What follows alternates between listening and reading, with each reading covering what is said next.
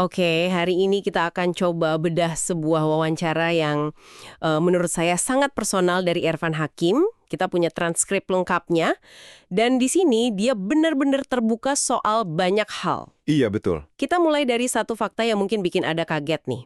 Di usianya yang hampir 50 tahun, Irfan Hakim kan kita kenal sebagai presenter senior. Dia malah menang penghargaan penyanyi dangdut pendatang baru paling di hati. Loh, serius? Penyanyi dangdut? Serius, judul lagunya juga unik banget. Hiroshima Nagasaki, aku terkesima lalu kau sakiti. Judulnya aja udah cerita sendiri ya. Tapi tujuan kita kali ini bukan cuma bahas karir musiknya kan. Dari sumber yang kita punya ini, kita mau cari tahu apa sih mesin di balik energinya yang kayaknya nggak ada habisnya itu. Nah itu dia. Karena di balik citra publiknya yang selalu ceria, selalu on, ternyata ada satu peristiwa personal, semacam tragedi, yang jadi bahan bakar utamanya sampai sekarang. Benar sekali. Soal energi, ini gila sih. Dia cerita, dia itu udah di dunia hiburan dari tahun 1998. Dan katanya nggak pernah ada satu hari pun dia nganggur. Wow, dari tahun 98. Iya, waktu bulan puasa, contohnya, dia bisa pegang 8 program sehari. Bayangin, syuting dari jam 2 subuh, selesai tengah malam. Dan tidurnya cuma di sela-sela acara. Itu nggak masuk akal. 8 program. Filosofinya sih bagus. Bekerja dengan hati untuk si buah hati. Tapi tetap saja kan, 8 program sehari itu. Dan energi sebesar itu pasti ada sumbernya kan? Itu bukan sekedar profesionalisme biasa atau ya cinta pada pekerjaan. Pasti ada dorongan yang jauh lebih kuat di baliknya. Dan di wawancara itu, dia kayaknya kasih petunjuk soal satu kenapa yang sangat besar. Betul. Dan kenapa itu sepertinya berakar pada satu momen spesifik di tahun 2017 yang mengubah segalanya buat dia. Anda merujuk ke peristiwa wafatnya sang ayah ya. Momen itu benar-benar jadi titik baliknya. Dia cerita keluarganya itu rencana mau umroh bareng. Tapi ayahnya tiba-tiba sakit. Oh, yang itu ya? Nah, di rumah sakit itulah masalahnya dimulai. Dia menemukan ayahnya pendarahan hebat. Dan menurut pengakuannya, nggak ditangani dengan benar dari sore sampai subuh. Alasannya sepele katanya karena udah lewat jam besuk. Tunggu, jam besuk. Untuk kondisi darurat seperti pendarahan? Itu yang dia ceritakan. Bisa dibayangkan kan posisi dia saat itu.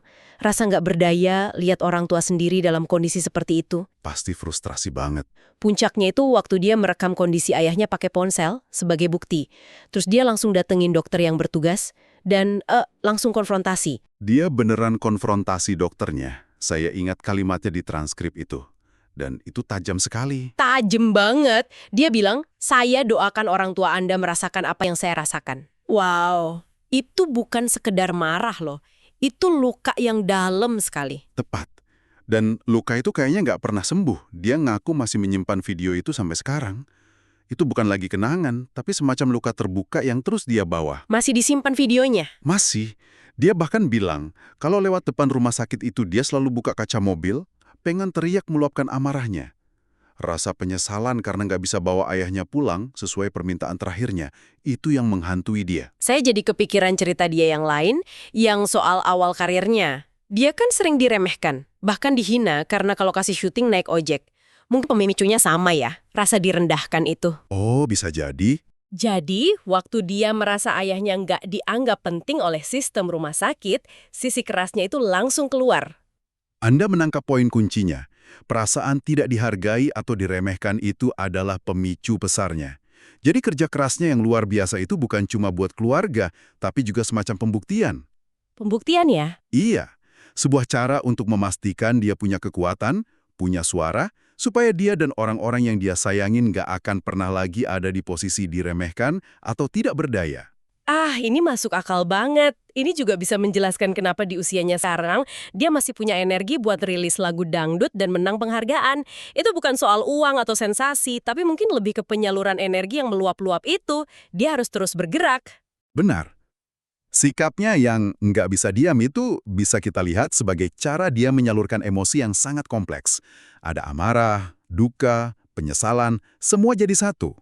Setiap acara yang dia pandu, bahkan lagu dangdutnya itu, mungkin adalah caranya mengubah energi negatif dari trauma jadi sesuatu yang produktif. Semacam janji pada dirinya sendiri untuk tidak pernah lengah lagi. Tepat sekali. Jadi kesimpulannya, Sosok Irfan Hakim yang kita lihat di layar, yang penuh tawa dan energi, sebenarnya adalah pribadi yang dibentuk oleh kombinasi cinta yang luar biasa pada keluarganya dan sebuah luka mendalam yang memotivasinya untuk selalu melindungi mereka dengan cara apapun. Dan kami ingin meninggalkan Anda dengan satu pemikiran untuk direnungkan nih. Setelah mendengar ini, coba pikirkan seorang tokoh publik lain yang Anda kagumi karena semangatnya. Kira-kira pengalaman personal apa ya yang mungkin tersembunyi di baliknya? Apa bahan bakar mereka yang tidak pernah kita lihat di permukaan?